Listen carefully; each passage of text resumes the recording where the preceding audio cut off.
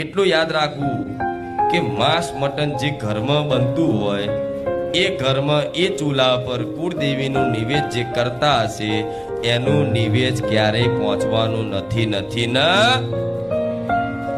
જે ઘરમાં જે ચૂલા પર માતાજીના નિવેદ બનાવવા માટે જે ચૂલો ઉપયોગ થતો હોય જે વાસણ ઉપયોગ થતો હોય એ જ વાસણમાં તમે જો તમારી કુળદેવીના ચોખા મૂકી અને નિવેદ બનાવશો તો એ નિવેદ આમ કરી ધુમાડા કરી આલ્યું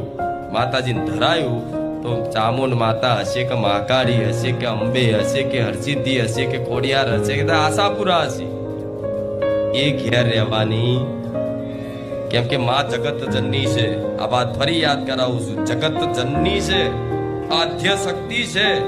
એટલે જગત જનની એટલે આખા જગતની માં છે જો આખા જગતની માં હોય અને તમારા ઘેર એ ચૂલા પર જો એ માંસ કદાચ બફાતું હોય અને એ તપેલીમાં જો તમે નિવેદ બનાવો એ જ ચૂલા પર તમે માતાજીનો નિવેદ કે ભોગ બનાવો ધરાવવા માટે કઈ બી ભોજન બનાવો તો માતાજીના એ નિવેદ આડું થશે એટલે ઘણા લોકો કહેતા હોય છે